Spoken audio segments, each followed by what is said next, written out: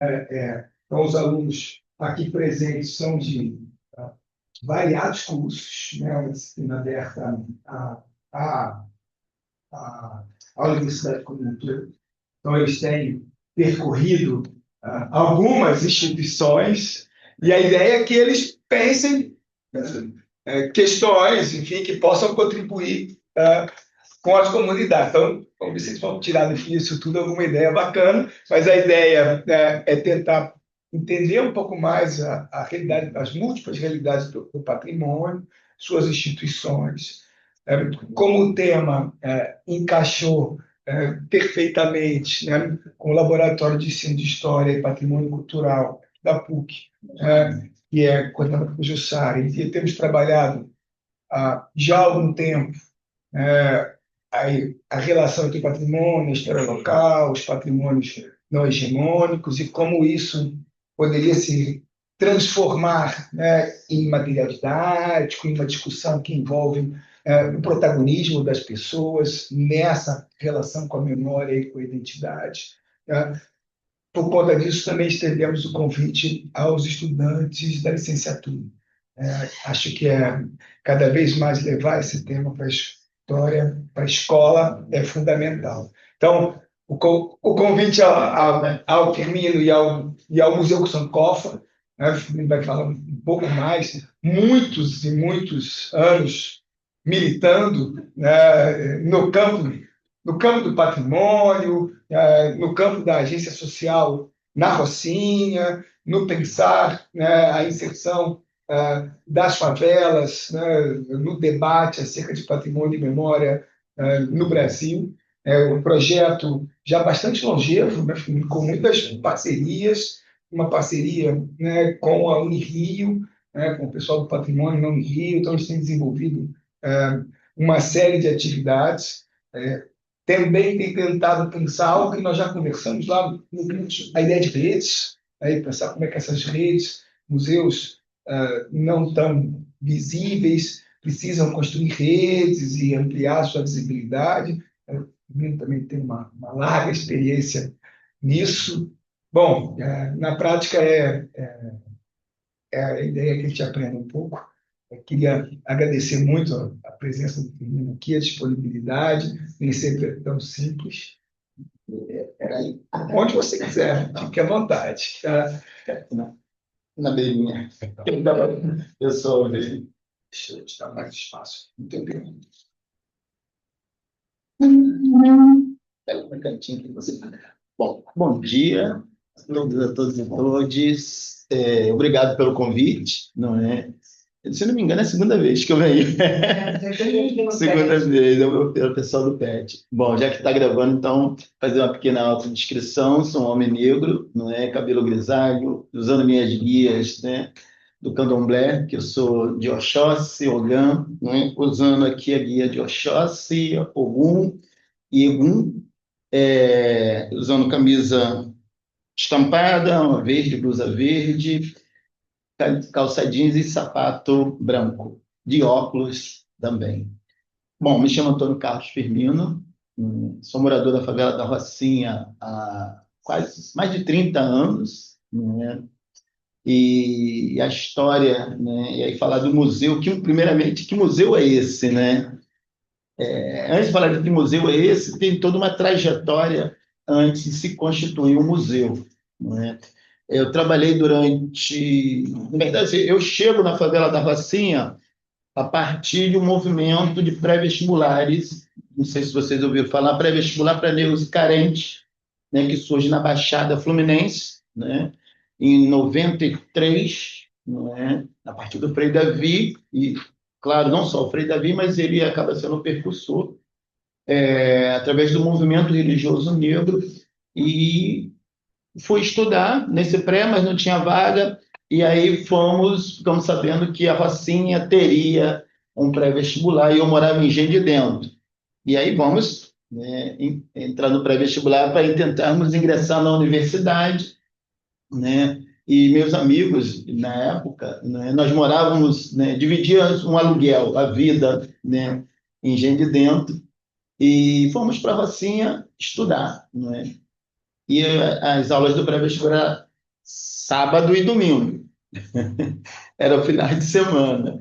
E ao mesmo tempo que nós fomos estudando, nós também fazemos a gestão desse pré-vestibular, né? Buscar professores, organizar o cotidiano do pré, não é? Quem estava desempregado, como é que a gente colaborava com esse professor. Então, a gente fazia uma autogestão, não é, desse pré-vestibular, e a partir daí comecei a conviver com o pessoal da Rocinha, aí me casei na Rocinha e, ao mesmo tempo que casei, já comecei a trabalhar numa instituição chamada ASPA, que ela surge dos jesuítas na década de 60, né?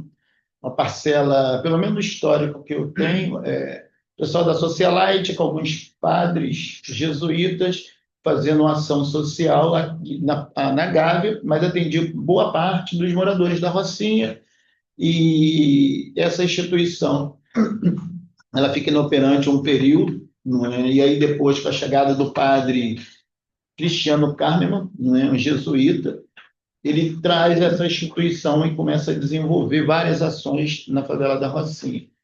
Bom, eu passo a trabalhar, convidado a trabalhar nessa instituição em 96, não é? E 96 e 97 eu já ingresso também na universidade, fazer geografia na UF, Niterói, e aí trabalhando, estudando. Então eu já começo a ter um contato com um grupo de moradores da Rocinha que vem de uma trajetória de militância, de luta por direitos, não é? Direitos básicos, esse que era desde a água, da luz, do direito à moradia, a questão do saneamento básico, educação a partir das creches também. E esse contato foi, não é, fazendo com que eu me aproximasse cada vez mais dessa memória, dessas histórias, né? E que é interessante, de tanto eu conviver e ouvir, parecia que eu tinha vivenciado, né, de fato, não é, as histórias, não é, esse momento, né? E assim comecei a me deter mais, até estar atento a essas memórias e histórias, e através de um livro que foi produzido na década de 80, não é, que é um livro chamado Varal de Lembranças, que eu sempre falo que foi, para mim, eu acho que um dos maiores inventários participativos, né, feito em uma favela, que foi feito no período da ditadura, final de 70, e ele é lançado em 83. Então, foram alunos dessa escolinha da ASPA, não é, que a professora era a professora Lídia Segala, não é, antropóloga, não é, que, a partir dos alunos, começou a discutir patrimônio, história, direito, a sua memória. E aí, a partir desse material vasto, ela, junto com a Tânia, que era educadora social e secretária da Associação de Moradores na época, né, nesse período da ditadura, tá? É bom entender, assim, foi a produção de um livro num período da ditadura, né? Foi lançado em 83, Barão de Lembrança, então tem um recorte muito interessante dessas memórias dos moradores.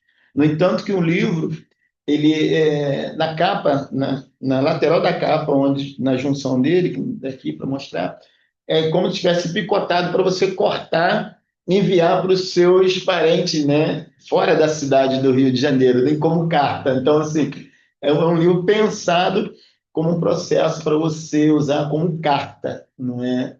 E até mesmo quem participou. Então, foi um conjunto de pessoas que produziram, não é? Por isso que eu gosto de sempre falar que, para mim, é uma obra, não é? Que foi uma construção coletiva. Os alunos levantaram as informações, né? Tem história que a professora Lígia fala que levaram um balão, tinha equipe de baloeiro na época, né? E aí, falando da década de 70 e 80, né?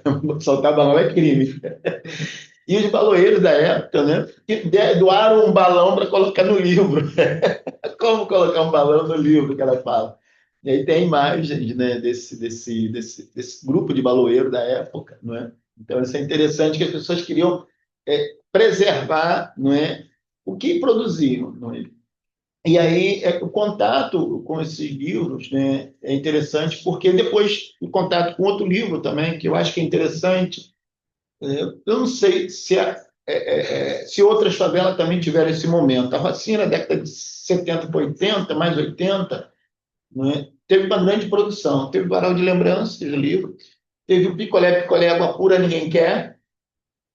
Fala Maria Favela. Gata Vitória pulou o muro, caiu na lixeira, acabou a história. Então, dois livros, não é, infanto-juvenil produzido, não é? Então, um momento muito interessante. E além do jornal Tagarela, né, que era um jornal da época, e é um jornal interessante, que ele era produzido por três grupos. Pessoal do PCB, na década de 70, pessoal do PCB Partidão, pessoal dos Eclesiais de Base e Mora, e Frente Revolucionária, acho que era socialista. Então, três grupos distintos que entre eles se gafinhavam também. Né? E por que eu trago isso? Até para contextualizar como que já existia uma preocupação, não é, da preservação do que vinha sendo, não é, produzido a partir da ideia não, dos direitos que sempre foram negados aos moradores de favela. Né? E quando a gente está falando de direito, nós estamos falando da amplitude do direito em si. E aí passa por diversas situações. Esse contato foi alimentando também, né, a minha vontade de saber como trabalhar isso no cotidiano, né, a partir da faculdade. Né? Você está fazendo geografia, poderia ter feito história, né, ciências sociais, outro não, mas, né, e eu sempre assim, caramba, como é que eu vou usar a geografia dentro desse processo? Aí passei a trabalhar com mapas, né, com os mapas que a Rocinha, acho que é uma das favelas que mais tem mapa sobre ela, né? Então, assim, o Luiz Carlos Toledo lançou agora recentemente, que é um arquiteto, um parceirão nosso, um livro falando sobre o PEU, que a gente chamamos de PEU, que é o Projeto Urbano Urbanístico da Rocinha, não é? Que é o Plano Social da Rocinha, Plano de Desenvolvimento Social, né? Que até colaborou para o PAC, Programa de Aceleração do Crescimento, não é? Nesse sentido. E aí, durante esse período, não é, de trabalho, 2002, a gente, como coordenador dessa instituição, não é? A partir do padre Manuel Manangão, que é a instituição ligada, né, aos jesuítas, então tinha que ter um pároco, e era o padre Manuel Manangão, que também é professor aqui, não sei se ainda é professor, né? E ele falou, Firmino, olha, tem uma instituição, né, que é o CIESP, que é a professora Irene Rezende, que é aqui, né, está agora, né, talvez está se aposentando, que é de serviço social, né? Gostaria de conversar para estabelecer a parceria. Nessa época foi na Estácio, não, Santa Úrsula, que a professora Irene lecionava, e aí conversando, vamos acompanhar para saber como é que poderíamos fazer essa parceria. E o processo dessa parceria de 2002, fomos, né, se aproximando, conhecendo o CIESP, que é o Centro Internacional de Estudo e Pesquisa sobre a Infância. É um grande centro de pesquisa. Se vocês estiverem pesquisando sobre a infância, não é?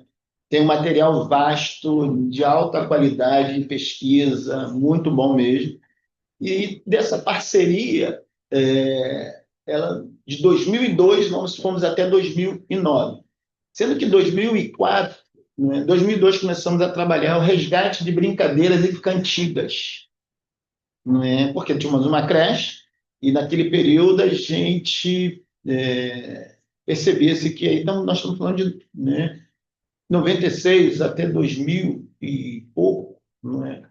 Era muito Xuxa, Angélica, e a gente falava, poxa, interessante, mas está faltando, não é, mais conteúdo, principalmente em se tratando de brincadeiras, cantigas, quem percebia que os educadores, né, estavam deixando isso de lado. E aí, a partir daí, começamos a resgatar as possíveis brincadeiras e cantigas para que os educadores pudessem estar também trabalhando. Isso, né, aí já em 2004, surge o edital para pontos de cultura, né, na gestão do Gil, né, ministro Gilberto Gil, e o Cultura Viva, e a partir daí nós vamos escrever um projeto? Escrevemos um projeto chamado, né, nome grande, Centro de Cultura e Educação Lúdica da Rocinha. E esse projeto foi escrito em parceria com o CIEP, porque o CIEP já vinha de uma expertise do Rede Brincar, porque vinha fazendo trabalho com Santa Marta, e com outras, acho que Morro dos Cabritos, Tabajara, e aí já estava se nome na Rocinha, e começamos a escrever um projeto conjunto. E aí fomos contemplados como primeiro ponto de cultura da Rocinha em 2004. Então, essa relação com os pontos de cultura, né, nesse período, que não foi um edital, um chamamento a nível nacional, né, possibilitou, né, nós transitarmos, né, no estado do Rio, na cidade do Rio, no, no Brasil, podemos dizer assim, né, através dos encontros chamados Teias dos Pontos de Cultura, e desses encontros, né, que aconteciam, nós fomos tendo contatos e relações com várias outras iniciativas que também trabalhavam com memória histórica, com patrimônio. Então, imagine, nós estamos falando de 2004, então nós tivemos a primeira EIA nacional, reuniu mais ou menos quase 100 grupos do Brasil, no Ibirapuera, em São Paulo. Assim, fantástico. Né? Você tinha desde vários tipos de banda de pifo, populações originárias, várias populações originárias. Aí você tinha grupo de teatro, maracatu, reizado, congado. Tinha uma diversidade imensa de manifestações culturais. E o mais interessante que eu fui, né, fui percebendo, conversando, que todas elas partiam de uma memória, de uma história do seu patrimônio. Né? Do que eles consideravam patrimônio.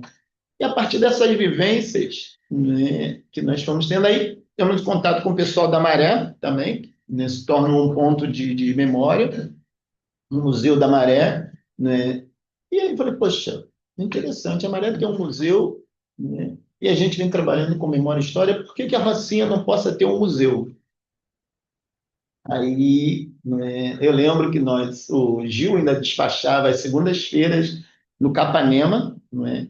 E o Capanema, ele também, né, era a nossa casa de reuniões, debates, discussões. Então, a gente perturbava, né, a gestão do Capanema, fazendo uso, de fato, do Capanema, né?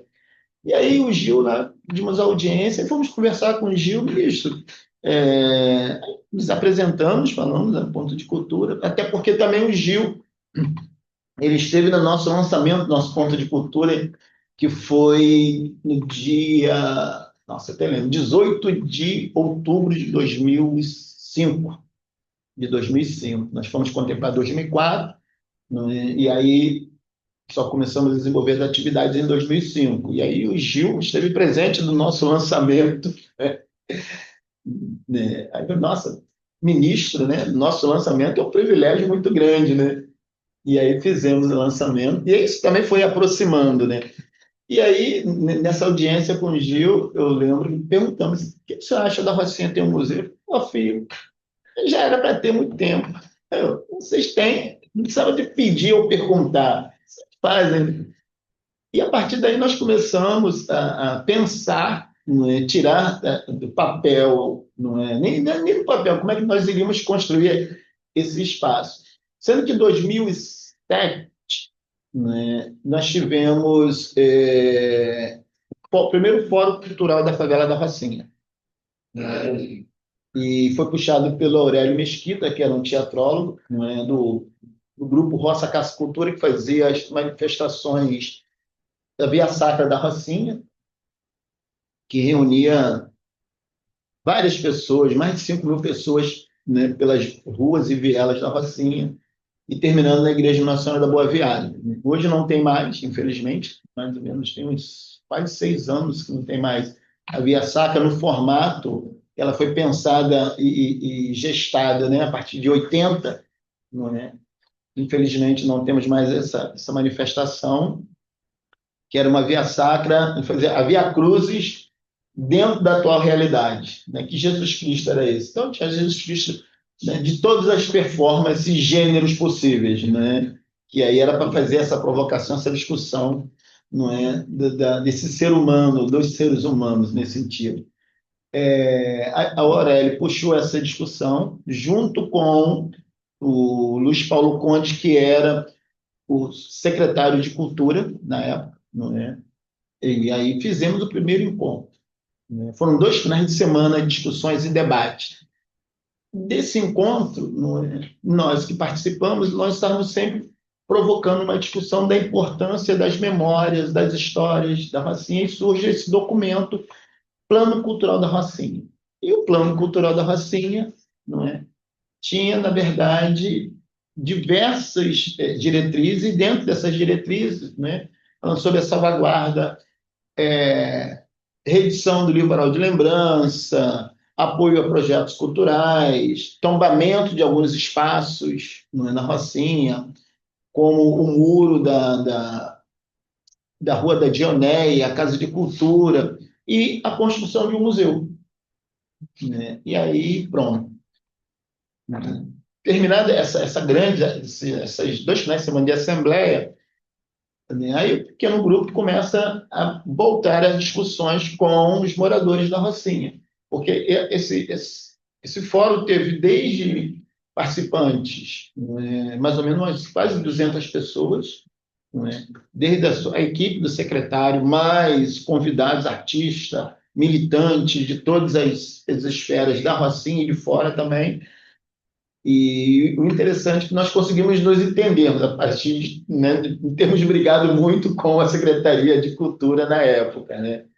Conseguimos ter esse documento e aí o grupo, como é que a gente faz agora? A gente tem que fazer alguma coisa com esse documento. Nós achávamos que o Estado, né, que estava junto naquele momento, iria, né, apoiar em alguma coisa. Acreditamos na história da carochinha, né? Nada, a não ser aquele momento. Né? Mas ali também tinha uma preocupação nesse documento que era um espaço cultural. E a partir também daí, que seria o C4, Centro de Comunicação e Cultura e Convivência, que também é um explosivo C4. Então, a ideia era o explosivo cultural de dentro para fora. Né? E acabou se transformando na Biblioteca Parque da Rocinha, né? O Cabral, né, com todas as suas loucuras, né, não levou em consideração, né, o que já vinha sendo construído, e aí dentro desse espaço do C4 teria um espaço para o museu. Né. Na verdade, acabou não acontecendo porque desconfiguraram o projeto, trouxeram outro conceito, que foi a Biblioteca Parque, que, bom, está aí a Biblioteca Parque, os espaços, menos o espaço para memória e história. O único espaço que tem de memória e história na biblioteca que o pessoal ficou responsável pela tipografia de todo o museu, conversou comigo, né, com a gente que era do Centro Lúdico, e nós tínhamos um mapa lúdico da Rocinha, que é um jogo de trilha, que foi inclusive o Vicente, que é professor aqui no design, né, nosso parceiro já há bastante tempo, criou junto com os alunos, né, do projeto, né, que o projeto do Ponto de Cultura previa ter jovens envolvidos nas questões socioculturais, né, que eram os agentes de cultura viva. Né, queria que a gente tivesse 500 jovens, imagina, 500 jovens, e eles ganhando bolsa. E isso fez com que a gente, né, dessa questão dos jovens, que deu problema. Imagina, você tem 500 jovens recebendo bolsa, e a bolsa atrasa, todo mundo batendo na tua porta. A nossa sorte, não é? Houve atraso, né? Ainda bem que os jovens, né, foi feito, né, um trabalho interessante, que todos os jovens que foram selecionados tinham um cartão que mensalmente eles iam no banco, o Banco do Brasil, receber a bolsa deles. Então, o problema não era nem com a gente, não passava, ainda bem que os cartões não passavam pelas nossas mãos, então eles se cadastravam e iam no banco, não é, com o responsável e retiravam o seu cartão. Mas mesmo assim deu problema, aí tinha homônimos, tinha um camarada com o mesmo nome de um jovem que era lá do Rio Grande do Norte, deu problema no nome dele. Isso que nós só trabalhamos com 50. Teve instituições, não é, que foram contempladas com 500 jovens. E a problemática, a confusão, né? Porque a primeira coisa que pensa, não, vocês estão roubando dinheiro, não, dinheiro nem passa, mesmo assim a gente não tem essa questão de roubar o dinheiro. Ao contrário, é como que chegasse de fato aos jovens, não é? Esse dinheiro, que é o direito deles, não está dentro do nosso projeto, está dentro do projeto em termos de um grupo de jovens. E isso foi interessante, essa problemática fez com que os diversos pontos de cultura do Estado, na verdade, nós éramos 40 ou 60 pontos de cultura no Estado, começássemos a discutir a importância que o programa Cultura Viva, pela dimensão e a capilaridade, não é, que era justamente algo que nunca tinha acontecido, não é? Então, o que era o Mistério da Cultura antes da entrada do Gil? Com o Gil virou Ministério da Cultura. Isso deu uma capilaridade muito grande a nível, não é, de instituição, e criamos o primeiro fórum cultural, o primeiro fórum dos pontos de cultura do Brasil. Surge no Rio de Janeiro, que depois outros estados que tinham também, né, seus pontos de cultura. E o mais interessante é que todo o fórum, né, com diversos grupos de trabalho. Existia um grupo GT, de Patrimônio Material e Imaterial, GT de Memória e História. Então, vários grupos de GTs, né, a nível do Estado e a nível nacional. Então, imagine, um fórum, já tinha 50 pessoas, e você tem um IGT, não é? E tinha 25. Não é? E todo mundo queria estar em todos os IGTs, porque, né, a forma das manifestações culturais levava sempre para as memórias de história, para o patrimônio material e imaterial. Então, era uma confusão em alguns momentos, que eu falei assim, mas eu estou em qual fórum? Em qual GT? Porque a gente trabalha com memória, história e com patrimônio. Mas tinha o GT de patrimônio material e imaterial, tinha o GT de memória, tinha o GT de história. E acabando isso, né, com o passar do tempo, né, as coisas foram sendo resolvidas, né, sendo aglutinadas através de um entendimento, né, e a partir, né, do Fórum Nacional, vamos construindo outro formato que não fosse só de GTs, não é especificado, né, por linguagem só, não é? E aí fomos juntando. O que eu quero dizer com tudo isso? Quanto que a ideia, né, da busca, ideia não, né? A busca por preservação do patrimônio material e imaterial, ela sempre existiu, não é? E, para mim, isso ficou nítido nesse primeiro encontro nacional das três dos pontos de cultura. E aí, é claro, depois houveram outros editais, e que isso foi ampliando, não é? Eu estou falando de 2004, foi o edital, mais ou menos, né, nesse período, a nível de Brasil, acho que eram 150 ou 200 pontos, não é, de cultura, e depois se ampliou, não é, para muito mais ainda, né? Se você me perguntarem hoje quantos são, não, eu não sei se conseguimos chegar à meta, que seria 10 mil pontos, né, de cultura pelo Brasil afora, né, das diversas, né, manifestações culturais, né? Mas voltando a essa realidade, né, dos pontos de cultura com a relação, não é, com o museu, não é, quando conversando com o Gil e o pequeno grupo de moradores, né, fazendo essa discussão internamente, como tirar essa ideia, né, o museu do papel. E a partir daí tivemos um contato com o Mário Chagas, não é?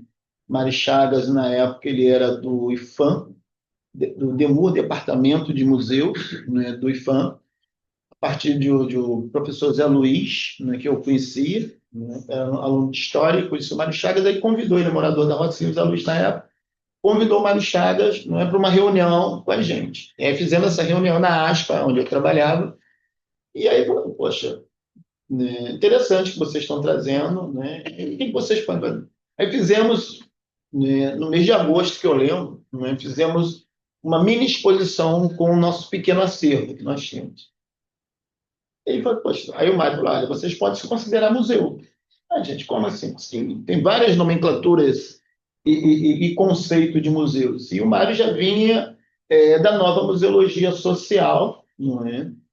Uma outra linguagem, não é? Com outras performances de museus, né? Contrapondo os museus tradicionais, né? Os museus tradicionais, né, são museus que vêm do tempo do colonialismo, são museus dos saques, são os museus, né, de não considerar as populações, as culturas, né, e as memórias, os patrimônios dos outros. Ao contrário, né, pegou dos outros e transformou no museu para eles, não é nesse sentido.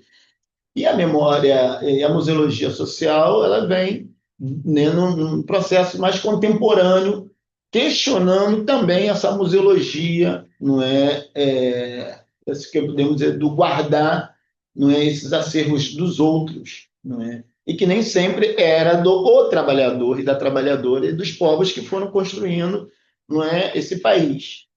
Raríssimos nós temos, não é? Hoje não, hoje nós temos um pouco, alguma coisa, não é? E aí, a partir daí, como é que a gente tira esse papel?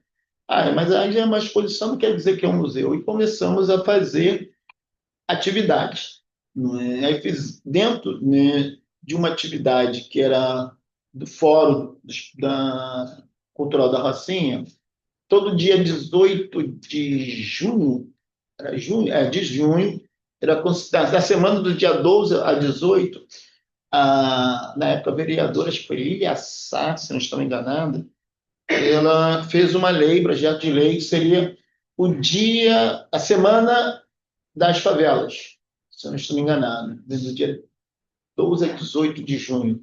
E aí nós resolvemos, nosso grupo, vamos fazer o Dia da Cultura na Rocinha. E aí começamos a fazer o Dia da Cultura uma vez no mês, mas levando a ideia também do museu, né? A partir da nosso pequeno acervo, não é? E aí nosso acervo era documento, o varal de lembrança, o livro, o jornal Tagarela, né? E aí trazendo alguns elementos das lutas por moradia dos moradores, né? Que eram lutas sobre o quê? Saneamento básico, né? Saneamento básico é bem mais amplo, não é? Mas a gente sempre trazendo o foco do saneamento básico para o direito à água, a questão do manilhamento e a água potável regularmente, não é? E além e aí era picareta, pá, o nosso acervo, enxadão, cavadeira, tudo que o pessoal usava, não é, nesse processo de conseguir fazer um mutirão de manilhamento. Então, assim, no livro Varal de Lembrança tem um tempo dos mutirões, de limpeza das valas, que reunia os moradores, né? Os moradores aí, na grande maioria, tem um detalhe, né? Que isso é interessante, quando estamos falando de favela, nós sempre achamos que são os homens, né? Que são as lideranças, né? Que se coloca, né? Aí, claro, entendendo a sociedade machista, paternalista que é a nossa, mas muito raramente falando das mulheres, peraí, são as mulheres que sempre estiveram à frente. Porque se os maridos trabalhavam, né? Quem é que cuidava dos problemas de casa? A falta de água, de luz, né? Das crianças que tinham que ir para a escola, não tinha escola, são as mulheres que sempre organizaram, não é, esses espaços, essas localidades, em função dessa ausência desses serviços públicos, desses direitos. E isso foi entrando para a gente no museu, não é, de uma forma a valorizar cada vez mais o papel das mulheres, que elas sempre tiveram na sociedade, porém nós homens, não é, temos uma dificuldade de reconhecer pelo nosso machismo, não é? Então, a gente sempre busca fazer esse exercício, não é? Do quanto que é importante trazermos, sim, não é? O papel das mulheres na construção dessas localidades, desses territórios, não é? E assim a gente vem sempre trazendo, não é, essa importância que aí passa pela seguinte questão: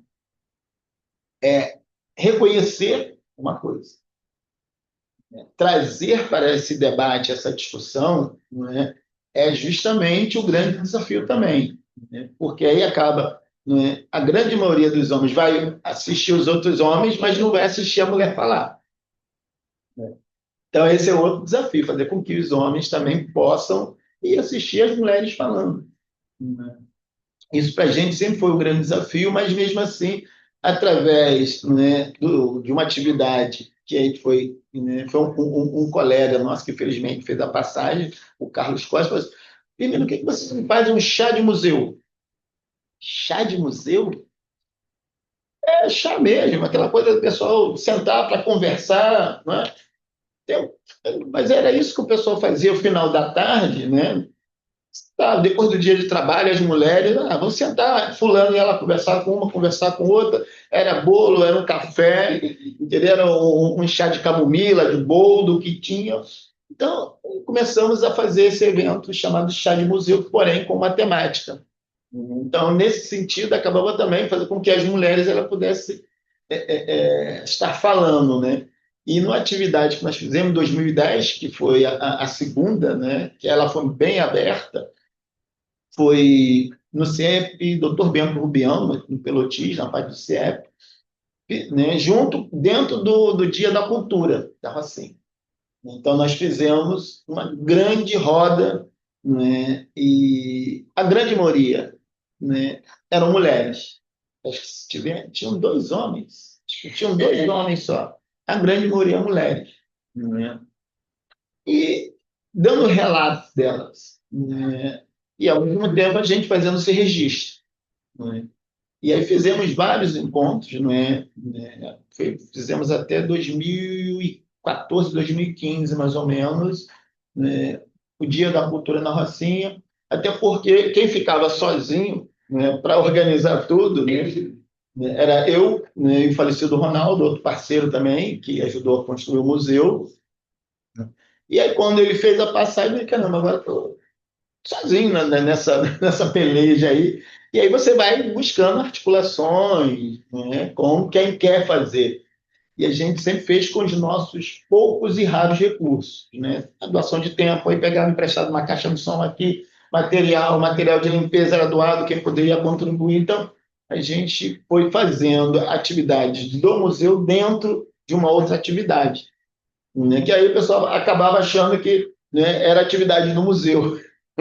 Falei, que bom, né? O museu se tornou essa figura, não é?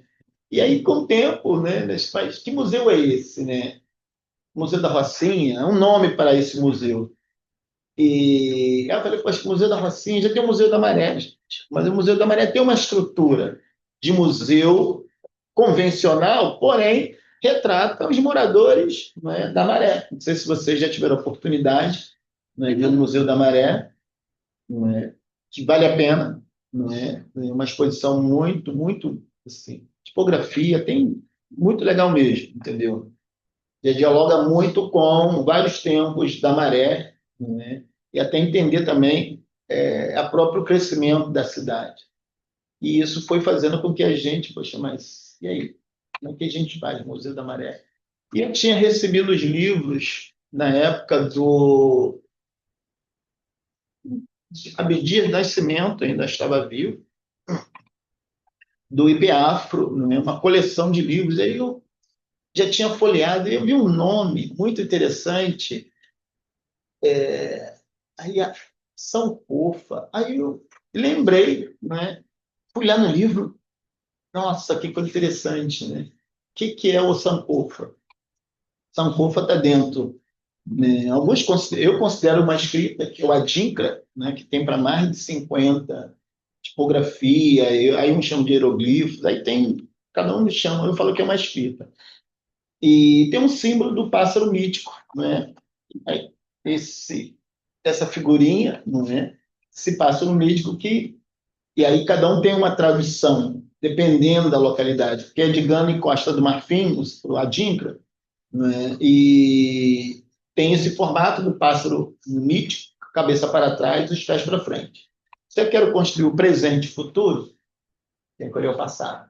Não como saudosismo, mas o que deu certo, o que deu errado, por quê? Como é que a gente avança daí para frente? Né? Então, são coisas que é da nossa vida mesmo, né? Então, assim, poxa, por que eu dei mole naquela prova lá atrás? O que eu deixei de estudar? O que eu não estudei? O que eu fiz? Então, eu vou rever isso, porque daqui para frente eu não quero, né, ter o mesmo perrengue e ficar de recuperação, ter que fazer de novo. Então, o Sankofa, ele traz, né, esse cotidiano. Né? E aí, você, acho que aí eu apresentei, né, para o grupo, o pessoal, é interessante. Mas vocês vão ter que explicar o que é Sankofa, não sei o que, não tem problema, é isso que é um museu. Não é? O museu tem a ver com esse passado e, ao mesmo tempo, o passado para você construir um presente futuro melhor possível. Apesar desse passado que nós estamos falando dos moradores da favela da Rocinha, é um passado de luta por direitos, né? Em todos os sentidos, né? Contra a violação dos direitos. Né? E aí, para o presente e futuro, né? que foi feito lá atrás? Como é que a gente mantém? Como que a gente avança? Né? E é todo um trabalho pedagógico a ser feito, entendendo que nós estamos falando, né, considerada a maior favela da América, né, foi considerada, né, a maior favela do Brasil. Né? Aí você fala, nossa, essa dimensão, né? Mas também é cheio de problemas, né? É maior em todos os sentidos também, né? Da verticalização, né? E também da falta de acesso, né? Na falta de saneamento básico, né? Também o que falta também é da mesma magnitude da Rocinha, né? Então, o museu ele se propõe a trazer essas memórias. E aí tem esse detalhe, que memórias são essas? E aí nós não somos um museu convencional, né? Nós somos um museu de percurso, onde nós fazemos um pequeno percurso, não é? Para quem quer fazer esse percurso, aí nós trabalhamos com as escolas públicas, com professores, com pesquisadores, e aí a gente faz uma colaboração. Agora, quem quer fazer um tour, não é? Que aí a galera, que a gente quer fazer um tour, aí é um valor de acordo com todo mundo, né, cobra na Rocinha, que hoje, né, a Rocinha e o Vidigal são os dois espaços mais visitados do que o Cristo Redentor. Então, essa hora, sim, agora são que horas, mais ou menos? 10 horas, né? 10h05, e já, com certeza, já deve ter passado mais ou menos umas 200, 300 pessoas para visitar de moto, que chega de van, que passa por aqui, deixa a galera lá em cima, desce, e cada guia, né, estava até comentando com o Marcos, né? Mário, a Racinha hoje está num grupo que eu faço parte aqui de guias locais, tem 92 guias locais. Isso para você ter uma dimensão do número de pessoas, né, que vai visitar a favela da Rocinha. Vai visitar uma favela, né, que atrativo é esse? É justamente a paisagem e a relação entre as pessoas. Né? Então, assim, a quantidade de visitações de estrangeiros, não é? E é interessante, assim, você tem desde, né, de chineses, israelenses, então você tem uma diversidade de público, não é? Internacional e nacional, brasileiros também, visitando a favela da Rocinha. Né? E aí o pessoal faz passeio de moto, sobe de moto. Né? E aí, se no cotidiano as motos já são, não é, uma grande quantidade, isso também vem atraindo pessoas de fora para trabalhar como mototaxista dentro da Rocinha. Né? Então, é uma outra realidade, não é? O quanto que aí você tem os guias que falam de tudo sobre a favela da Rocinha. E é onde que a gente busca ter uma preocupação, uma responsabilidade de não reforçar o estereótipo da favela. Aí tem um papel dessa memória, história, desse patrimônio, né, que é essa favela. Então, nós no museu consideramos a Rocinha como um patrimônio, material e imaterial.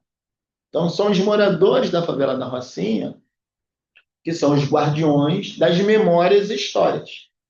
Né? A gente, no museu, nós trabalhamos com as nossas memórias, não é?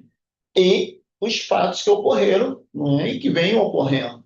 Não é? E aí tem muita coisa. É interessante você, a Rocinha é de quanto? Não, a Rocinha é de 30. Aí considerada a favela, a Rocinha a partir de 30 para 40? Sim, mais de 40. Mas eu gosto de fazer uma série de provocações, né?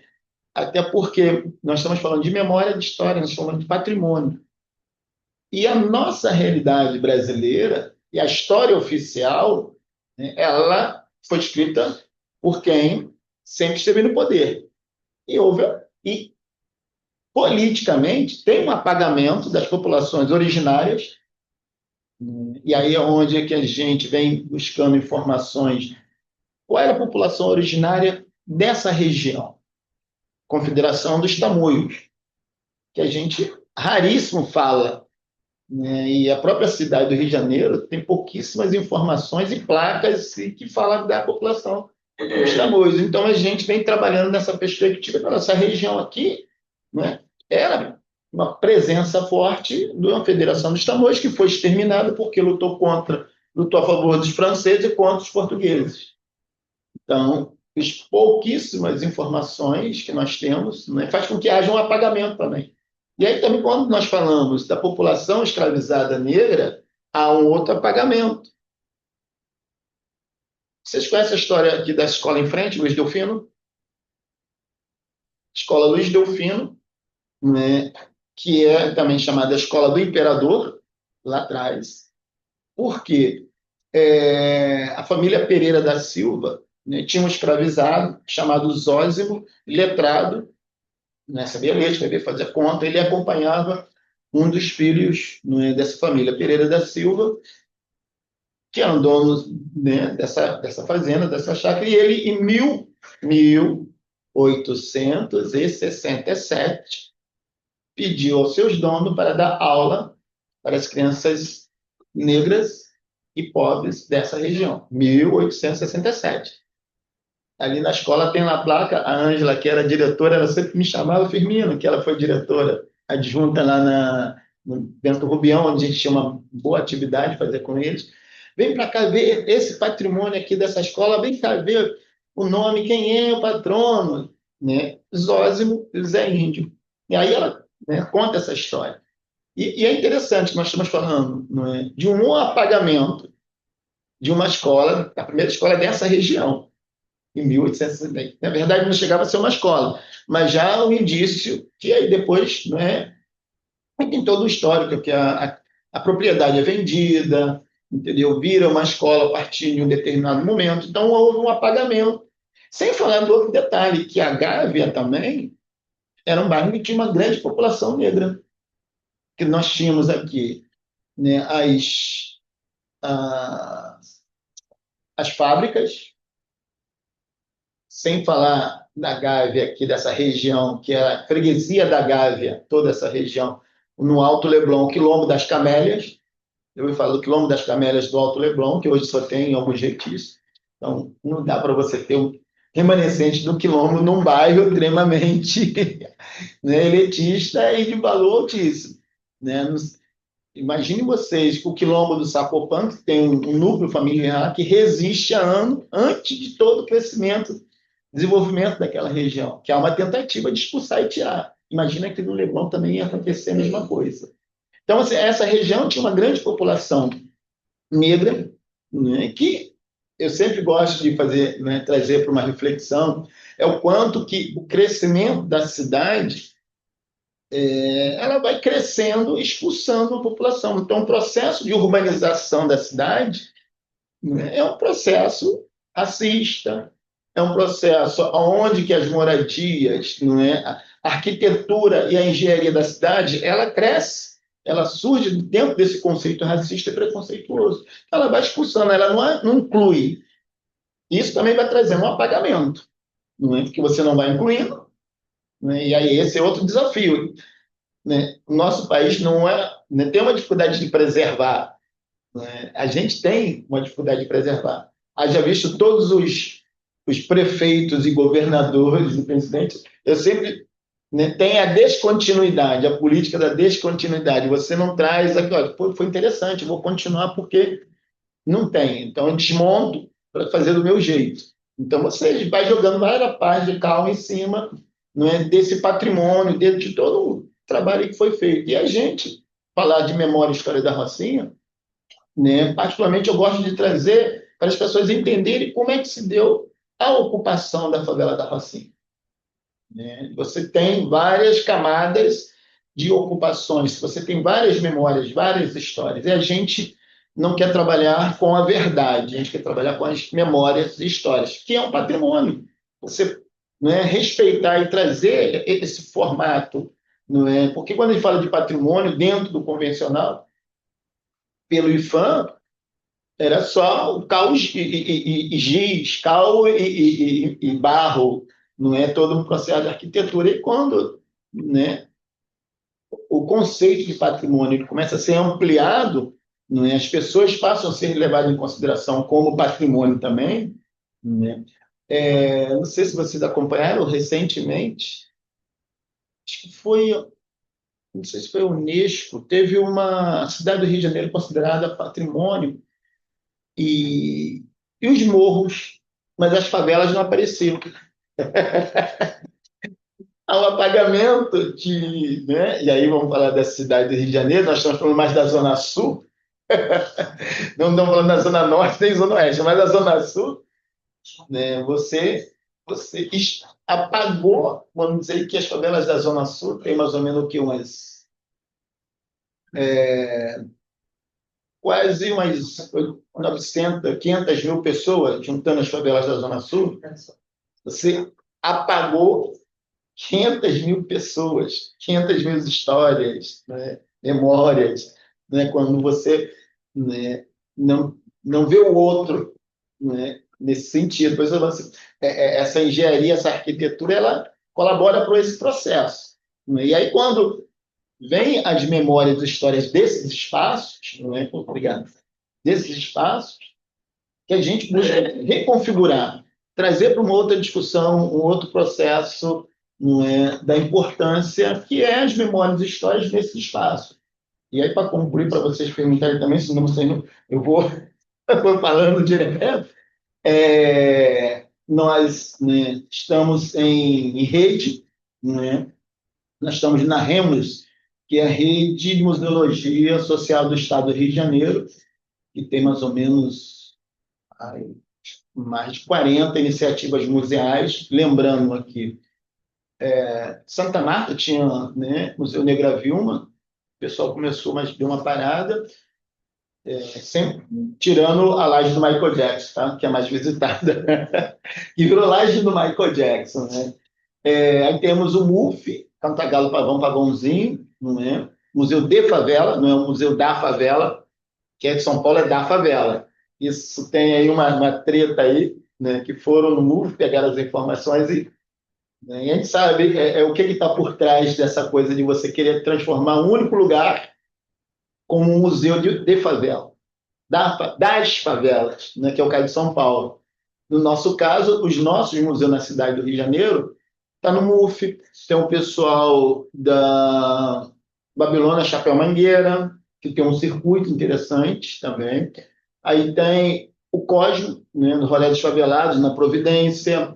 Tem um Amigos do Rio Joana, no Andaraí. Tem o Museu da Maré.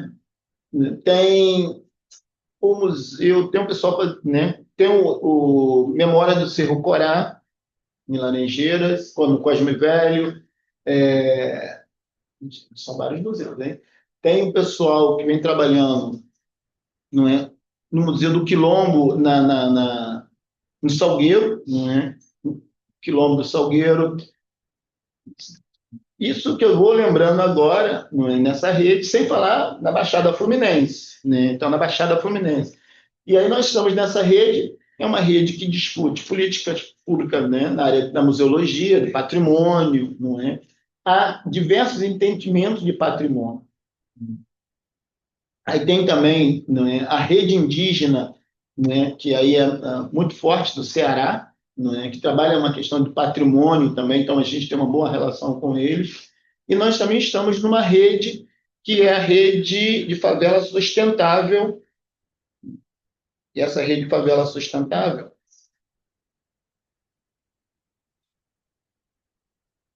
tem mais ou menos 900 representantes, eu acho que mais ou menos de umas 400, 500 favelas. Não é? Eu evito, não sei se vocês perceberam, eu evito de falar comunidade. Comunidade e território. Primeiro, meu entendimento de comunidade é quando lá atrás tinha-se uma luta pelo bem comum. Então, a ausência, não é, dos direitos básicos fez com que os moradores se reunissem em comunidade para lutar para que todo mundo tivesse um bem comum: água, luz, saneamento básico, educação, transporte, saúde. Não é? Então, quando estou falando, né, eu gosto de fazer, porque hoje a gente fala, mas tu mora em comunidade. Eu falo, não, eu moro na favela da Rocinha.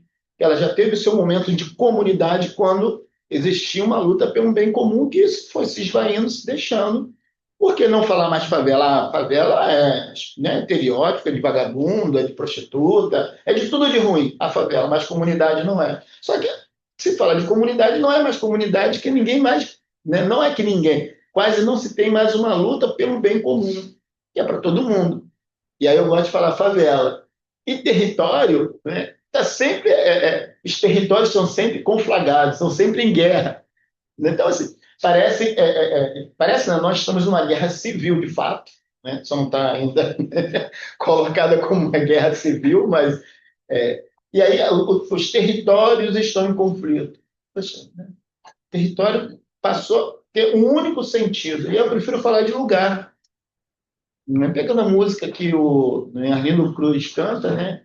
O meu lugar, né? Tem afeto, tem divergência, assim. Aí tem carinho, tem amor, tem responsabilidade, tem empatia, tem solidariedade, que parece que quando ele fala do território isso não existe mais, não é? E aí eu gosto de falar de localidade, não é? E falar de favela, porque falar de favela tem todo a ver um conceito também de trazer para uma questão política. Como é que surge esse nome favela? Né? É pela essa ausência, né, de quem lutou em Canudos, que foi enganado, né, literalmente enganado, porque estava sendo prometido àqueles que lutaram em Canudos contra o Antônio Conselheiro, né, que iriam ganhar o lote de terra, a moradia, no entanto que não ganharam, né, nada disso. Então eles ficaram no morro, que era nem, né, não era nem na Providência, né, era outro nome que eu não estou me lembrando agora, o Cosmo, que fala isso muito bem, e a planta que existia nesse morro era muito semelhante a uma planta que eles ficaram no morro que tinha o nome favela, né, a planta favela. Então, vocês estão, nós estamos no morro que tem uma planta semelhante à favela. Então, todas as moradias dos morros passaram a ter essa nomenclatura de favela. Né? Que isso também é interessante. Então, eu gosto sempre de falar que eu moro na favela porque tem todo um histórico de negação dos direitos daqueles que lutaram por moradia, lutaram em função de uma causa que foram enganados, né, pela causa que deveria ter dado esse direito a eles. Né? Então, eu gosto muito de trazer para essa reflexão do quanto que há um outro apagamento, não é, do que já estava, não é, e como que isso vai se dando no nosso cotidiano, não é? E aí eu gosto de fazer essas provocações para ver se a gente alimenta o debate também, de entendimento de como, né, que cidade é essa, né? E aí a Zoneir Ventura traz, né, cidade partida, né? Mas ao mesmo tempo, a Daí Rocha traz o livro dele Cidade Serzida, né? Cozida, costurada aí no nosso cotidiano. Bom, isso, espero que a gente possa aí estar dialogando. Um detalhe esquisito, da Rede Favela Sustentável, nós estamos com uma exposição Memória Climática. Tá? Se vocês puderem, né, já está no site Memória Climática, que é justamente fazendo essa discussão. Que memória é essa que nós temos, né, quando a gente fala memória climática, mas, né, e aí, com o tempo, nós começamos a fazer uma discussão, e hoje são uma exposição relacionada a 10, né, favelas, né, Rocinha, o MUF, Memórias do Vidigal, que eu esqueci, Cantagalo, Pavãozinho, Maré, Cidade de Deus, Acari, Remoções, no Museu das Remoções também, das Remoções, mas qual? São 10. O Horto Florestal, também, o Horto. Então, são 10 exposições de favelas falando dessa memória climática, né? Que é, na verdade, nós estamos falando de um patrimônio, né? A gente está falando de uma memória climática, mas o quanto que, né, todo o descaso das autoridades fez com que a gente perdesse, né, pessoas, né, bens, né, nesse sentido. Então, é uma forma, né, nós estamos querendo chegar à COP30 com a nossa exposição. Ela é física, né? Está no Museu da Maré, no Museu da Maré, mas ela vai começar a circular, né? A gente está pensando, nem sei quem sabe, trazer aqui para a PUC, para abrir uma boa discussão aqui, ó. Fazer uma boa discussão sobre memória climática, né? O que é memória climática é essa, né? Essa discussão aí. Acelera para te trazer no outro semestre. Isso aqui é ótimo. É isso. Gente, ótimo que a gente ainda tem um tempinho para conversar. Se Vamos não lá. estiver disposto, Sim, sim. Você é geógrafo Sim. e você trouxe uma informação que a favela da Rocinha é uma das favelas que mais tem mapa. E eu sempre tive uma curiosidade sobre as políticas assim, em relação ao mapeamento de favela. Porque, ao mesmo tempo que o mapeamento ele legitima, né, o lugar, então, isso até possibilita que você tenha a possibilidade de garantir algumas das lutas que você estava mencionando, né, da comunidade. Saneamento, água, luz, etc. Ao mesmo tempo, a gente sabe que o Estado ele também pode usar isso ao seu próprio favor para propósitos negativos, né, para violentar a população. E, assim, eu queria saber como que foi esse processo e como costuma ser esse conhecimento disso. E obrigada, Gabriela. Então, a disputa política interna na Rocinha, né, ela sempre existiu, né? Na verdade, não é só na Rocinha, todas as favelas têm, né, grupos e grupos, né? Tem as suas divergências, tem, né? E o interessante, como você traz, porque o convívio, não é, com os moradores, né, e onde eu trabalhei, na ASPA, durante 13 anos, eu ouvia, né, e aí como eu era coordenador, né, eu fazia o seguinte, né, era a creche aspa, e eu fazia uma articulação, não é, entre as creches. Então, cada um tinha uma opinião diversa sobre a própria aspa. Eu era o único homem de uma instituição que tinha uma creche, o restante eram todas mulheres. Então, eram 9 creches, né, na época conveniadas com a prefeitura, e eu circulava nessa, de cada um de uma opinião diversa sobre educação, sobre a aspa, né, sobre determinadas pessoas, sobre determinados grupos. Né? Mas isso eu estou falando, né, desse momento que eu cheguei, que eu estava. Mas ouvindo dos moradores, né, que trabalhavam, que eu sempre tive contato, né, no próprio livro Varal de Lembrança já traz os conflitos, né, diversos grupos. Né? No entanto, que eu falei internamente, né? O jornal Tagarela, que era um jornal assim, progressista, você tinha o Partidão, você tinha o pessoal da Eclesiastes Básica, o Moura, e você tinha uma frente revolucionária. E entre eles já se divergiam. Né? Mesmo, não, não, e também tem essa questão do mapeamento incluído, porque aí é como que cada um entende. Mas trazendo para uma questão mais recente, né, mapeamento, um exemplo. Eu tive contato com o mapa, até porque é pena que o site não está entrando, né? Não está não tá entrando, porque o primeiro mapa da Rocinha é do loteamento da Fazenda Rocinha.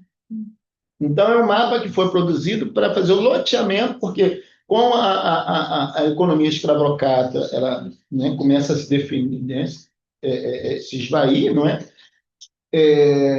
A fazenda, né, passa por um dono, né, que é a empresa Caixa de Guidão, que era um banco, o banco tem que ganhar dinheiro. Então, loteou, né, fez o mapeamento da propriedade.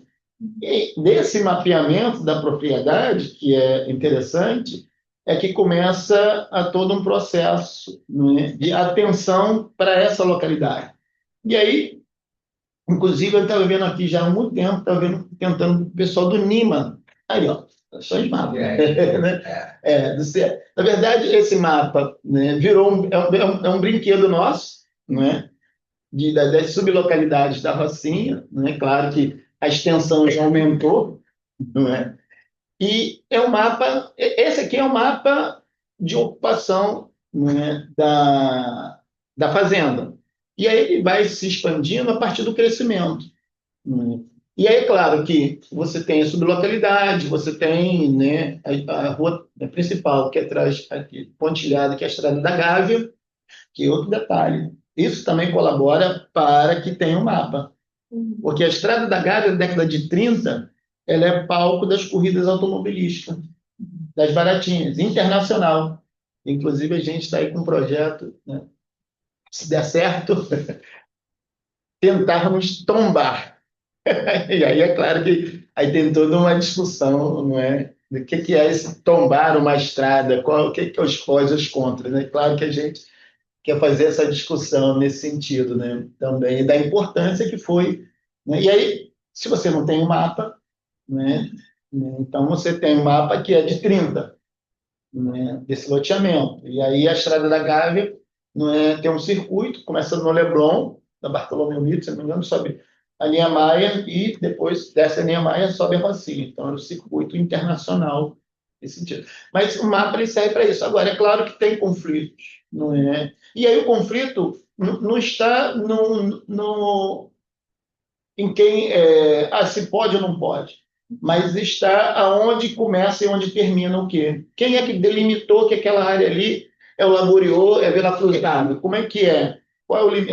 A Vila Cruzada é mais prática de você fazer isso, porque essa parte de cada rocinha, não é? Então você entende onde é a Vila Cruzada, porque não tem nada, não é? Ela não faz uma ligação com outra parte, no caso que é a Vila Cruzada está ali, né? Essa parte azulada aqui, se não estou enganado, cadê? Vila Cruzada amarela?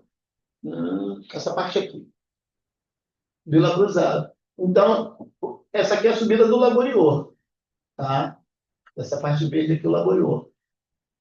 Mas não tem nenhuma moradia aqui delimitando. Então, o que delimita é a mata, entendeu? Essa parte aqui também, não é? Então, assim, você olhando, nossa, tudo junto. Não, mas tem a Estrada da Gávea que faz a divisão.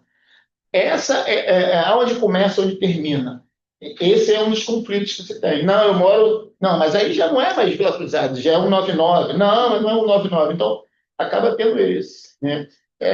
O livro do Luiz Carlos Toledo, eu falei até para ele, falei, poxa, mestre, que bom que o senhor lançou, né, o livro, porque ele trabalha o mapa das diversas formas. Esse mapa, né, inclusive tem um material que é interessante, do que está falando do Nima, são fotos aéreas do crescimento a cada 10 anos, de ocupação a cada 10 anos. Como é que isso foi, né, sendo modificado, né, como é que foi se dando essa ocupação. Mas os conflitos sempre existiram e vai continuar existindo, não é? E aí você tem grupos na Rocinha diversos. Tem gente que é a favor, é contra, tem gente, vai fazer diferença. Né? A questão é, se o Estado quiser fazer alguma coisa, né, primeiro, em termos de melhoria, não é, como nós estamos falando, saneamento básico, ele vai ter que ter um mapa. Sim. Tem que mapear. Não tem mapeamento e a questão é essa. Né? E a Rocinha tem um ponto que ela se concentra na Zona Sul. Ela está na Zona Sul e sempre chamou atenção das diversas formas. E aí, desde a tentativa de remoção de todo mundo, né? No entanto, tem o edital de urbanização do complexo da Rocinha em 2006, que o Conde lança, que ele era vice-governador, né? Eu participei de uma equipe multidisciplinar. É interessante que no dia das apresentações tinha de tudo, remoção total, prédio futurista. E mais interessante que na década de 40, acho que era 40, tinha um projeto chamado Gavialândia, onde era assim, já era de você, né, expulsar todo mundo e você fazer uma outra ocupação para quem? Para a classe média, média alta. Não é? Então, por isso que eu falo assim, são esses projetos de arquitetura e engenharia pensada para uma determinada classe da sociedade, não de inclusão e direitos. E aí entra toda a nossa disputa na sociedade por esse direito a essas memórias nesse sentido. Não é? Não sei se te respondi. Dia Figueiredo, obrigado pela sua presença aqui. Eu sou Leonardo Pereira, do Departamento de História, e acompanho as atividades do Sankofa faz um tempo já, tanto porque eu pesquiso a ocupação do Morro da Providência desde o final do século XIX, quanto pelo fato que eu sou morador de São Conrado, então, de alguma maneira, professor da PUC, né? Então, de alguma maneira, por essa proximidade, as questões envolvidas principalmente na atenção de São Conrado com a vacina, é um tema que já me tem interessado bastante. Eu queria te perguntar sobre, pensando agora como historiador, das atividades práticas, que você faça um pouco mais das atividades práticas que você se desenvolvem nessa questão de registro das memórias, dos testemunhos, da exposição disso, porque são questões que, de alguma maneira, nos interessam muito como historiadores, né? Acho que, embora eu não tenha eu mesmo pesquisado a vacina, eu tenho orientado trabalho sobre isso, saiu o livro da Mariana Costa, que é a vacina em construção, eu fui orientador dela, agora tem outra aluna aqui que é moradora da vacina, também fazendo trabalho sobre a década de 70. Mas eu sinto, às vezes eu acho que a gente tem uma possibilidade de aproximar mais nós aqui do Departamento de História com as atividades de vocês para ajudar. Eu sei que você já tem parcerias com o Serviço Social, Rafael, todo o pessoal, mas nessa questão específica dos registros da memória, da busca desses registros, do acompanhamento, da exposição disso, eu acho que a gente pode, de fato, se aproximar mais e colaborar. Então, eu queria entender como é que está funcionando essa parte do trabalho. Maravilha, para a gente vai ser um prazer imenso a parceria com essa. Sim. Oi, Júlia, novamente. Primeiro, foi muito boa a sua fala de entender como esse museu é vivo, né? E tocar nos pontos de como você se entende com o museu, né? Como o museu ele vem ele é construído, né? No processo, né? E aí eu queria entender assim, quais foram os efeitos que você sentiu, pensando justamente como você faz assim, não falo mais de comunidade, falo favela. Quais são os efeitos que você percebe do trabalho que você tem feito? E como que o museu se encontra hoje, quais são, você pode dizer, se existe alguma resistência e as dificuldades, sem ser questões financeiras, né, que isso atravessa todos os museus, né? Como que você se entende hoje dentro do trabalho da Rocinha, com os moradores? Então, a gente tem vários formatos de registro, não é? No momento, os últimos que nós fizemos foi podcast, uma forma que nós encontramos de fazer registro. Nós fizemos alguns podcasts, não é? Parceria com o professor Rafael e outro também do próprio da Unirio, do Observatório Turismo em Favela, não é? No projeto que foi da FAPERJ que nós fizemos, não é? Exclusivamente para a Rocinha, que teve um edital, ainda está tendo agora um edital específico.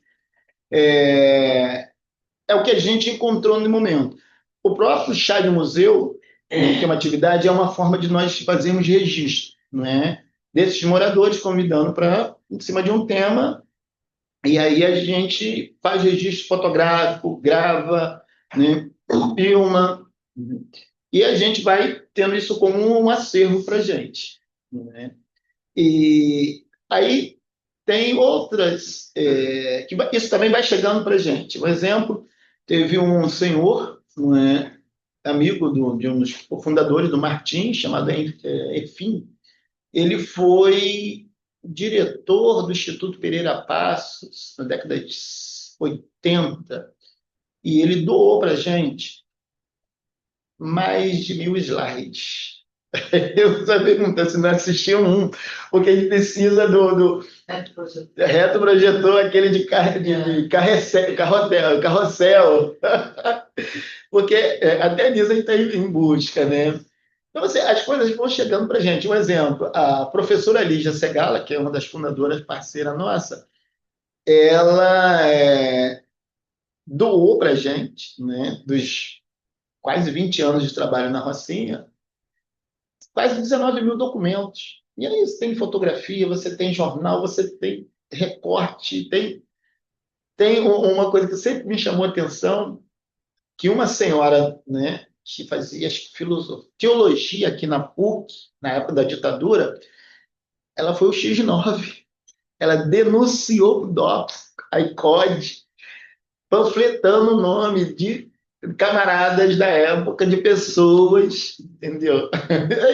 Isso está no nosso acervo, né? 19.000 documentos, né? E hoje, né, da nossa parceria está na biblioteca do Graboatá. Mas a gente busca várias formas de fazer registros, não é, para o nosso acervo, e as pessoas acabam doando. né? E aí o fato de não termos um espaço, esse é o problema, né? Se for documento, a gente faz o seguinte, ó, nós vamos escanear, né, e devolvemos para a pessoa, né, nesse sentido. Inclusive, o nosso museólogo, que é o João, a gente vem, né, na verdade, já era para nós termos feito isso, só que nós não fizemos ainda, que é uma ficha para as pessoas que estão doando, né, está contribuindo com um tijolinho a mais nesse sentido, não é, desse processo todo.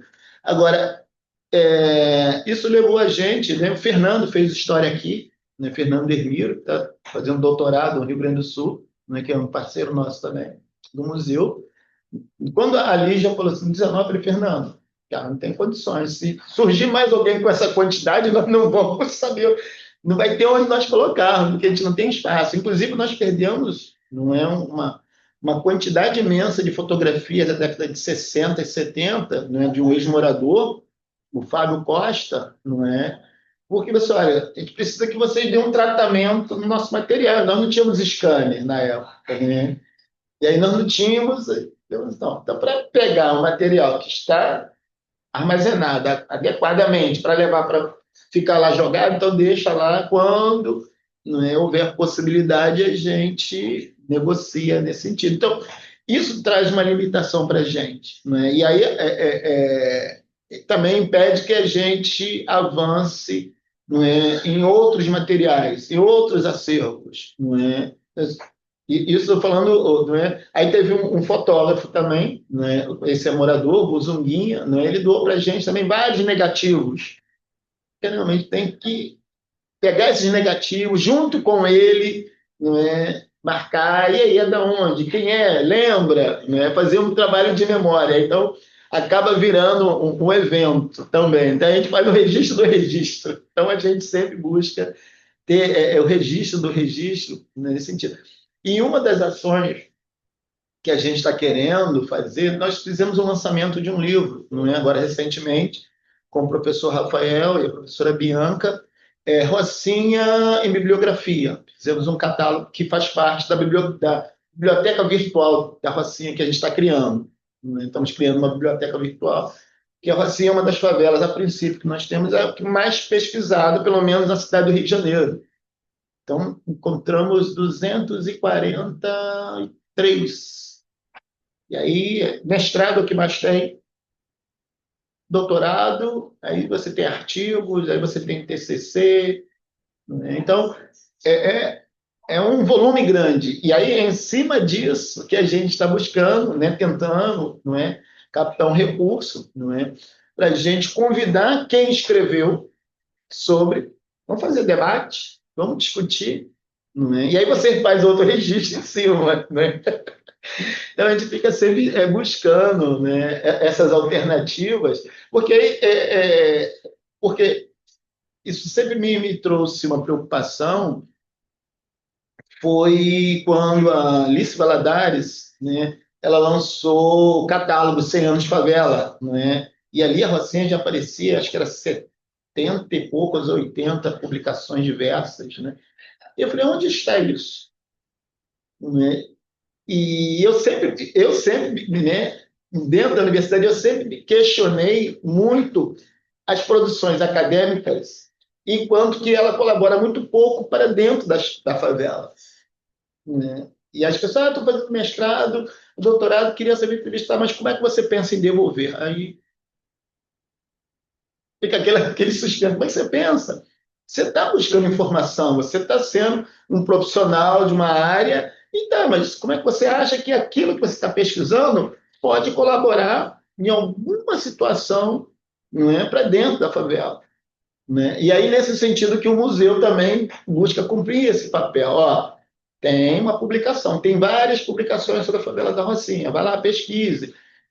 Ainda essa pessoa ainda está entre nós, será que tem interesse de falar, mesmo que foi de épocas passadas, não tem problema, mas aí contextualiza como é que foi. Então você cria um outro movimento de outra perspectiva. Não é? Claro que tudo isso está no campo das ideias, e algumas coisas, né, a gente consegue tirar do papel. Não é? A Mariana mesmo, e Mariana, e aí, como é que você vai devolver? Não, vou marcar que não sei. foi lá, fez uma devolutiva interessante, não é? E isso faz com que também é uma forma de que a gente quer provocar os alunos do ensino médio, convidar os alunos do ensino médio para ouvirem. E, olha, se você está pensando em entrar na universidade, olha que interessante essa pesquisa. Não quanto que não foi fácil, mas conseguiu concluir. Então, é uma forma de nós estimularmos os alunos do ensino médio, aquelas outras pessoas também que foram entrevistadas e que nem sabem onde estão, no que ela foi, né, colaboradora. Perfeito, mas é nesse sentido mesmo que eu acho que a gente pode estabelecer parcerias. Quando você fala assim, dos acervos que a gente não consegue incorporar, eu acho que isso também é um papel que a universidade, o departamento de história em especial, pode colaborar com vocês, né? Pode ajudar nesse Sim. Hoje em dia, você sabe disso, né? A universidade tem muita ênfase para além do ensino de pesquisa na extensão, nesse retorno para a sociedade que você fala. E nós aqui do lado da vacina temos esse compromisso. Acho que quando você tem um acordo com o Gravatá da U, pode ficar aqui, né? Ficar aqui pertinho. Esse asilo tinha que estar para o pessoal da vacina poder usar, né? Para abrir a PUC para o pessoal da vacina e para a PUC ajudar vocês a organizar os próprios aceros. Até o trabalho da Mariana, a tese da Mariana, ela surge uma questão da minha vida pessoal. Eu estou de São Conrado, estou vendo aqueles grupos de moradores de São Conrado, que de vez em quando acontece, com aquelas coisas, não, a CIA está crescendo, estão invadindo o nosso espaço, eles querem, estão invadindo o nosso espaço. E aí que eu provoquei a Mariana a fazer o trabalho histórico para ver quem está invadindo o quê, né? Quem está distante. Que é um pouco o trabalho dela. Então, esse tipo de parceria de organizar acervo, fazer gravação com moradores, tal, criar esse tipo de acervo, isso é uma coisa que você pode contar com a gente. Então, olha. Pode mesmo. Olha. Então, assim, a gente não tem dinheiro, a gente busca também para projetos de extensão e coisas assim para isso. Então, a gente, né, eu e o museólogo, né, na verdade já é uma coisa antiga, né, nossa, de entrevistar moradores, não é, da Rocinha, em formato de podcast, não é? Porque assim, no momento é o modo mais prático e também está em moda, né? Está em moda a questão do podcast, né? Você entra lá, eu botar no podcast da Rocinha, não é? Mas vai ter vários, não é? E agora mesmo tem uma senhora, olha, de repente pode ser, olha ali, pronto. Tem uma senhora, nós fizemos o lançamento do nosso site, relançamento do nosso site, né, na Semana de Museus. E o interessante, essa senhora apareceu, não é? Esqueci o nome dela agora. Eu já tinha ouvido falar muito dela. E ela, não é? Depois, terminado tudo, eu não posso falar, com certeza, depois. Ela fez um relato sobre a história da Gávea, né? E ela foi exilada, né? Ela foi superintendente de leitura no governo Brizola, né? Veio do exílio e, né, já foi logo, foi ser superintendente pela experiência, a bagagem dela, né? Zélia. E ela, nossa, eu quero falar muito, eu quero conversar, eu tenho uma espécie de 3 metros sobre a Rocinha, não sei o quê, então eu falei assim, vamos conversar. Né? Só que esbarra justamente, né, nesse momento, né? Como é que a gente pode ir construindo, ainda mais uma senhora, ela está com 88, acho que 88 anos, né? E aí ela, não, agora saí do Rio, eu voltei para o meu Ceará, estou lá na Caatinga, fazendo meu trabalho lá. Ela ainda está no Rio de Janeiro ainda, então é possível a gente já. É o começo já. Bom, desculpa se você já entrei. Não, não. Então, quando eu trago, não é, foi isso, né? Eu trago essa percepção do morador. Na verdade, eu gosto de fazer isso para fazer uma reflexão, não é? Para trazer, porque as gerações que estão vindo, não é? Sempre teve uma diferença, que é interessante, assim. Eu não sou nascido e criado, mas há 30 anos e poucos anos atrás, quando eu chego na Rocinha, as pessoas não falavam que moravam na favela da Rocinha. Moravam na Gávea, eu sou Conrado. Racismo e preconceito em relação a onde você mora. Esse estereótipo do favelado, de não poder circular na cidade e falar de onde você é, né? Eu acompanhei muito isso. Né? Minha falecida esposa mesmo, ela falava, não posso dar endereço da Rocinha, falar que eu moro na Rocinha, eu falo que eu moro na Estrada da Gávea. Né? Estrada da Gávea, então, a Estrada da Gávea entrada para a rua não sei o quê, entendeu? Então, a Estrada da Gávea sempre foi, não é, o acesso, não é, a alguns direitos, não é? E aí a Estrada da Gávea ela corta a favela da Rocinha. No entanto, que ela é de 1917, não é? 1917, que ela é recapeada, não é? Então, assim, quando eu trago essa preocupação, falar da favela, né, e contrapor essa coisa da comunidade, que todo mundo fala comunidade, por que fala comunidade? Porque falar favela, né, já está no estereótipo negativo, como se falar comunidade você tirou. Não tirou. Você simplesmente está pagando toda uma história da providência da região que é interessante você fazer essa reflexão, entendeu? Eu moro, né? Eu moro na periferia, beleza? As favelas também faz parte da periferia. Por mais que as favelas da Zona Sul estejam no centro, não é? Comercial, econômico da Zona Sul, né? E do centro, você tem aí, você continua numa periferia, né? E aí trazer favela, para mim, é justamente essa memória daqueles que lutaram por um direito que foi negado, né? Que aí eu falo, negado não, né? Que está numa política de negação.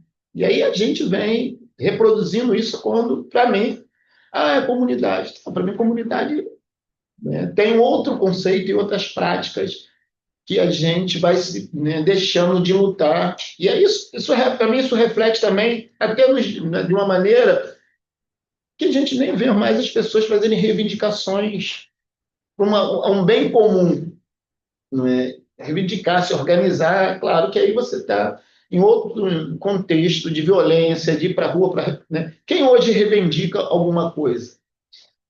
Quem se une para um bem comum, a não ser alguns trabalhadores, alguns nichos de trabalhadores, e hoje quem mais leva para um confronto, não é, de falar contra a violação dos direitos, são moradores de determinadas favelas, que vai, não é, lamentavelmente, através de toda uma circunstância, que é levado a fazer aquela manifestação, o caso agora, não é, que nós tivemos do garoto, não é, que foi baleado, não é, baleado não, morto, né, pela política de extermínio do Estado, não é, isso é notório, não é? As mães, não é? As mães, as mães foram para a porta, não é, do Tribunal de Justiça, né, fazer reivindicações. As mães, mais uma vez, as mulheres. E nós, homens, por que nós não estamos? Entendeu? E aí isso tem a ver com a comunidade. E sempre, quando fala de comunidade, eram as mulheres que estavam nesse processo dessa comunidade. E aí você também traz o apagamento. Você não fala que comunidade é essa, como que ela foi se constituindo com a participação feminina. Então, as coisas elas estão interligadas, mas a maneira de como todo mundo fala, né, sem fazer uma reflexão, você traz para um apagamento também. Não sei se te respondi. Sobre as novas redes, como você se encontra com as redes são importantes na articulação do museu. Tem novas articulações, né, na comunidade? Porque, assim, eu cheguei a ser do CEP, né? Do CEP de baixo, né, de Concena, e a gente foi para o Chagas Mulheres também, o CEP, dentro da favela, né? Tá tendo ainda essa articulação com as escolas, com o CEP? Então, deixa eu bater mais um minutinho. Eu não sei porquê, mas eu queria se aproveitar essa coisa das redes, pensar uma outra coisa que você mencionou aqui, logo no início. Caramba, agora já subiram 300 pessoas para passear, né? O quanto essa presença do turismo é o que a gente tem discutido muito no curso, né? Como é que o turismo... Eu queria ficar quieta porque a gente tem pouquinho tempo. Eu não estou falando exatamente dessa parte. Quando a gente estava falando de turismo, na realidade, eu queria perguntar para o senhor qual é a percepção como morador e também uma pessoa de São Paulo, que tem uma pesquisa, com esses jipes que passam com gringos e turistas subindo, então assim, para conhecer E eu vejo muitas pessoas falando, mas é para quebrar estereótipos, mas ao mesmo tempo eu encontro muitos amigos que falam que é muito estranho, porque eles colocam no celular e parece que está como se fosse num zoológico, sabe? E aí eu queria saber qual é a percepção e a visão do senhor com relação a esse turismo. Então, eu lá atrás, ainda trabalhando na ASPA, eu tinha essa mesma perspectiva, essa visão, não é? Nossa, é invasivo, não é? Uma das coisas que é interessante, não se discutiu lá atrás, não é? Esse processo do turismo internamente. Só depois que os moradores começaram a buscar organização para entender, pô, peraí, dá para a gente ganhar um dinheiro. Então, a visita ela sempre houve na favela. Todas as favelas sempre receberam visita de tudo quanto é forma. O diferencial agora é isso aqui, é a forma de como chega. Né? Eu sempre trago isso, porque as favelas sempre têm visita de estrangeiros, entendeu? Principalmente as da Zona Sul, foram objeto de pesquisa há anos. Então sempre teve pessoas visitando. Porém, era um outro caráter as visitas, mas ao mesmo tempo os morros do Rio de Janeiro sempre tinha visita nos sambas, nas festas. Então a gente nunca considerou isso como turismo também. A partir da Eco 92 tem esse conceito e essa prática diferenciada de visitação. Não é? A próprio livro da Bianca, Medeiros, ela traz, não essa discussão, entendeu? Traz toda essa discussão, né? E aí, no nosso próprio catálogo, tem algumas coisas assim, nesse sentido. Mas eu vejo, na época, eu torci o nariz. Aí o Martins, que era presidente da falou, Firmino, vamos pensar o contrário, que é uma forma da gente receber e falar o quanto que o Estado nos violenta, entendeu? Então, aí eu estou falando, né, da minha parte. Que aí eu fui entendendo, isso faz sentido.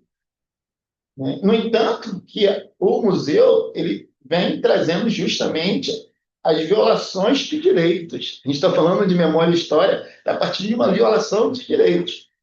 E aí é nessa perspectiva, nessa retórica, que a gente faz o tour, né, que é o Rocinha Histórica, né? E aí com uma preocupação. A gente não quer reforçar o estereótipo.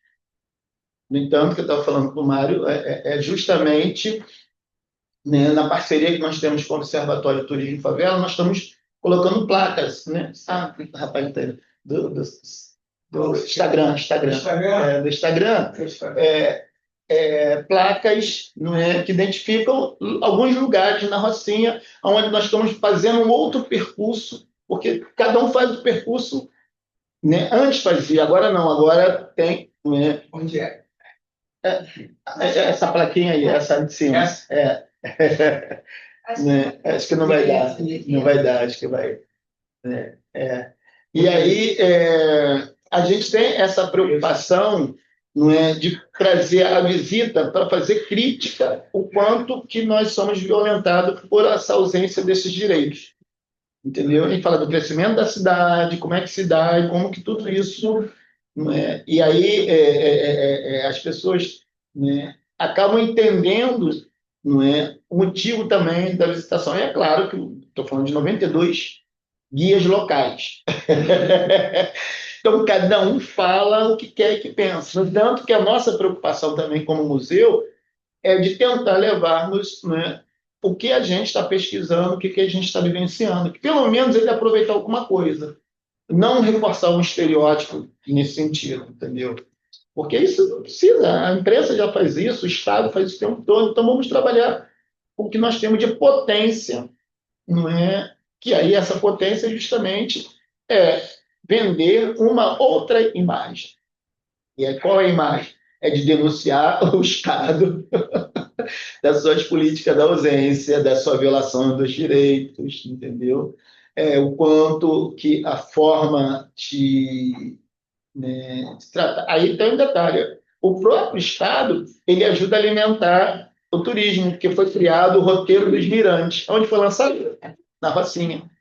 Tem um roteiro de mirantes que o Estado lançou, Secretaria Estadual de Turismo, não foi a do município, entendeu?